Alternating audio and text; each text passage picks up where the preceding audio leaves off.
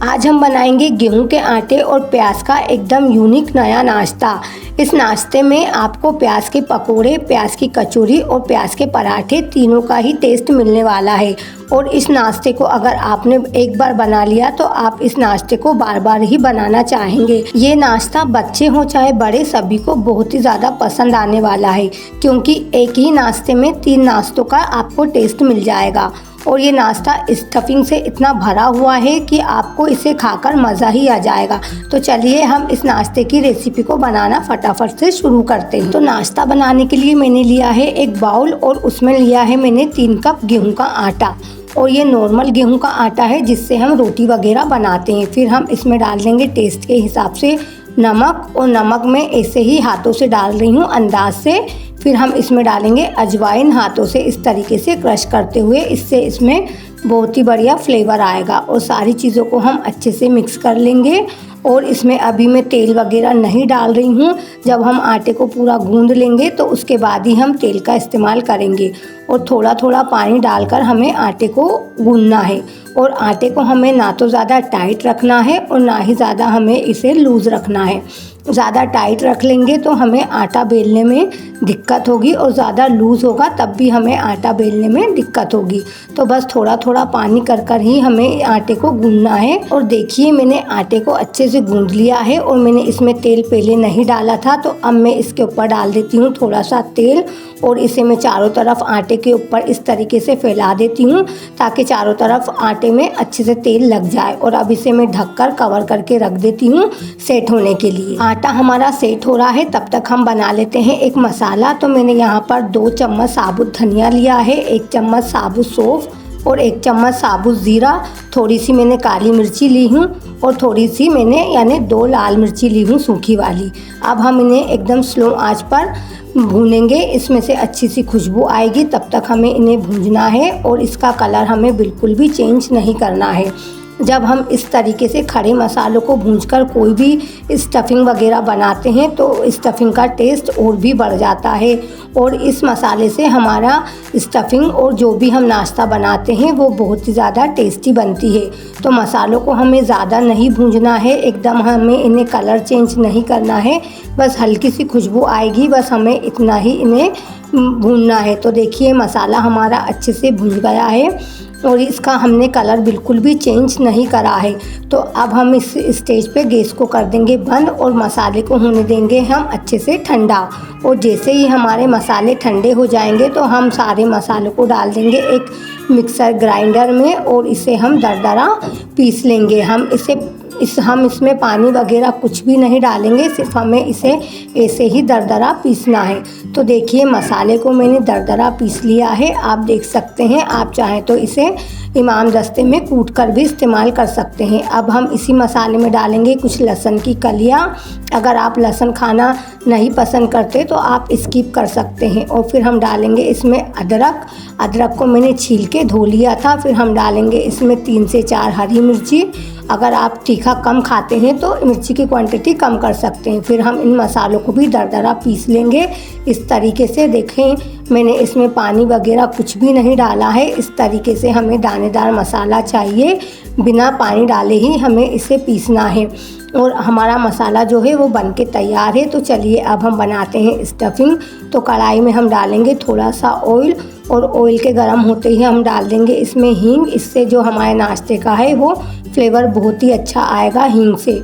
और हींग गर्म होते ही हम उसमें डाल देंगे जो हमने मसाले को पीस के रखा था, वो सारा की सारा मसाला ही हम इसमें डाल देंगे और मसाले को अच्छे से भूंज लेंगे। मसाले को हमें तब तक भूंजना है जब तक इसमें से लहसुन, अदरक और मिर्ची का कच्चापन नहीं चला जाता। तो कुछ ही देर में देखिए हमारा मसाला अच्छे से भुन गया है, इसमें से अच्छी सी खुशबू आ रही है। तो अब हम इसमें डाल देंगे बेसन। तो मैं यहाँ पर 5 छोटे चम्मच बेसन का इस्तेमाल कर रही हूँ। बेसन हमें इसमें ज़्यादा नहीं डालना है। अगर हम स्टफिंग में बेसन को ज़्यादा डाल देंगे तो हमारी स्टफिंग में सिर्फ बेसन का टेस्ट आएगा। और बेसन को भी हमें अच्छे से भूंजना है। बेसन को हमें बिल्कुल भी ओवर कुक नहीं करना है, बस इसका हल्का सा कच्चापन चला जाए और इसमें से अच्छी सी खुशबू आने लगे, बस हमें इसे इतना ही भूंजना है। ज़्यादा ओवर कुक कर लेंगे तो बेसन हमारा जल जाएगा और हमारी जो स्टफिंग है उसका टेस्ट बिगड़ जाएगा। तो इन छोटी छोटी चीज़ों का आप ध्यान देंगे तो आपका नाश्ता जो है वो एकदम परफेक्ट बन के तैयार होगा और टेस्ट भी उसका बहुत ही ज़्यादा अच्छा आएगा। तो बेसन का इस्तेमाल करने से जो हमारी स्टफिंग है उसमें एक बहुत अच्छी सी बाइंडिंग मिल जाएगी और जो हमारी स्टफिंग है वो बिल्कुल भी बाहर नहीं निकलेगी। और इस तरीके से जब हम बेसन स्टफिंग में डालते हैं तो बेसन और प्याज का जो कॉम्बिनेशन है वो भी बहुत ही ज़्यादा अच्छा आता है। तो जैसे ही हमारा बेसन भुन जाएगा, इसमें से अच्छी सी खुशबू आने लगेगी, तो अब हम इसमें ऐड कर देंगे हमारे कुछ सूखे मसाले। तो सूखे मसाले में इसके अंदर मैं डाल रही हूँ 1 चम्मच धनिया पाउडर और इसके बाद हम डालेंगे इसमें थोड़ी सी यानी आधा छोटी चम्मच लाल मिर्ची पाउडर। लाल मिर्ची हमने सूखी भी ली है और हरी भी ली है, तो इसलिए आप मिर्ची की क्वांटिटी अपने हिसाब से कम ज़्यादा कर सकते हैं। फिर इसमें मैं डालूँगी बिल्कुल 1 चुटकी जितनी हल्दी और उसके बाद मैं इसमें डाल दूँगी थोड़ी सी कसूरी मेथी। कसूरी मेथी से जो हमारा नाश्ते का फ्लेवर है वो बहुत ही ज़्यादा अच्छा आएगा और हमारा नाश्ता जो है वो बहुत ही ज़्यादा टेस्टी बनेगा। तो इन मसालों को भी हमें अच्छे से भूनना है। इस मसालों को भूनते टाइम हमें कुछ भी पानी वगैरह का इस्तेमाल नहीं करना है, तेल में ही हमें इन मसालों को अच्छे से भूनना है। और ये मसाले बहुत ज़्यादा आसानी से और कम समय में भूनकर तैयार हो जाते हैं, क्योंकि हमने इसमें ज़्यादा मसाले ऐड नहीं करे हैं और जो बाकी के मसाले थे वो हमारे पहले से ही भूंजे हैं, तो मसाला जो है वो बहुत ही ज़्यादा जल्दी भुन जाता है। तो मसाला जब हमारा भुन जाएगा तो हम इसमें डाल देंगे प्याज। तो प्याज को मैंने पहले ही काट लिया था और प्याज को डालने के बाद हम उसमें डाल देंगे नमक। तो नमक को हम इसी वक्त डाल देंगे ताकि इसमें से जितना भी पानी है वो अभी निकल जाए और बेसन सारा पानी को अब्जॉर्ब कर ले। तो प्याज को मैंने पहले ही काट के रख लिया था और मैंने यहाँ पर एक बड़ा बाउल भरकर प्याज का इस्तेमाल करा है। प्याज की क्वांटिटी आप अपने हिसाब से कम ज़्यादा कर सकते हैं और जब आप प्याज को कम करेंगे तो मसालों की क्वांटिटी भी आपको अपने हिसाब से कम कर लेना है। जैसे अगर आप इसमें से आधी जितनी प्याज का इस्तेमाल करेंगे तो 2 चम्मच साबुत धनिए की जगह आप 1 चम्मच साबुत धनिए का इस्तेमाल कर लिए और ज़ीरा और सौंफ को 1 चम्मच की जगह आप आधा चम्मच का इस्तेमाल कर लिए। प्याज को हमें मसालों में अच्छे से मिक्स कर लेना है। प्याज को भी हमें ओवर कुक नहीं करना है, प्याज को हमें एकदम सॉफ्ट नहीं करना है, बस मसालों में हमें इसे अच्छे से मिक्स करना है। और जब प्याज हमारी मसालों में अच्छे से मिक्स हो जाएगी तो उसके बाद हम इसमें डाल देंगे अमचूर पाउडर। तो मैं यहाँ पर 1 बड़ा चम्मच यानी 1 नाश्ते वाला जो चम्मच आता है वो भरकर डाल रही हूँ अमचूर पाउडर। और अमचूर पाउडर को भी हम प्याज में अच्छे से मिक्स कर देंगे। आप चाहें तो यहाँ पर नींबू के रस का भी इस्तेमाल कर सकते हैं या अमचूर पाउडर की जगह आप चाट मसाले का भी इस्तेमाल कर सकते हैं। अमचूर पाउडर को भी हम प्याज में अच्छे से मिक्स कर देंगे। वैसे अमचूर पाउडर से इसका टेस्ट और भी ज़्यादा अच्छा आता है। और जब अमचूर पाउडर को हम प्याज में अच्छे से मिक्स कर देंगे तो गैस को हम कर देंगे बंद। और गैस को बंद करने के बाद ही हम इसमें डालेंगे बारीक कटा हुआ हरा धनिया। तो मेरे पास थोड़ा कम हरा धनिया था तो मैंने इसमें थोड़ा सा ही डाला है, और आपके पास ज़्यादा हो तो आप इसमें ज़्यादा हरा धनिया डालेंगे तो ज़्यादा ही अच्छा टेस्ट आएगा और स्टफिंग है जो वो हमारी बहुत ज़्यादा अच्छी दिखेगी। तो हरे धनिए को भी हमें प्याज में अच्छे से मिक्स कर देना है। और स्टफिंग हमारी जल्दी ठंडी हो जाए तो हम इसे एक दूसरे बर्तन में निकाल लेते हैं और प्याज की स्टफिंग को हम ठंडा होने देते हैं। और देखिए यहाँ पर हमारा जो आटा है वो भी अच्छे से सेट हो गया है। अब हम इस आटे को एक बार और मसलते हुए अच्छे से गूंद लेंगे ताकि जो हमने इसके ऊपर तेल लगाया था वो तेल जो हमारा है वो सारे आटे में एक जैसा मिल जाए और सब दूर वो तेल अच्छे से फैल जाए। तो आटा आप देख सकते हैं कितना चिकना हो गया है और कितना सॉफ्ट हमारा आटा बनकर तैयार हुआ है। तो आटे को हम इस तरीके से मसल लेंगे तो ये और भी ज़्यादा चिकना हो जाएगा और भी ज़्यादा अच्छा हो जाएगा। तो इससे हमारा नाश्ता वो बहुत ज़्यादा अच्छा बनेगा। तो अब हम इसमें से तोड़ेंगे एक लोई। तो लोई का जो साइज़ है वो मैं थोड़ा बड़ा ही रख रही हूँ ताकि मैं इसमें से ढेर सारी जो है वो छोटी छोटी रोटियाँ बनाकर काट कर तैयार कर लूँ। तो इस तरीके की मैंने बड़ी लोई बना ली है। आप देख सकते हैं मैंने रोटी से बड़ी ही थोड़ी लोई ली हूँ। अब मैं इसे सूखे आटे से कवर कर लूँगी इस तरीके से, ताकि बेलने में मुझे आसानी हो। सूखे आटे से जब हम कवर करते हैं तो रोटी बेलने में हमें आसानी होती है।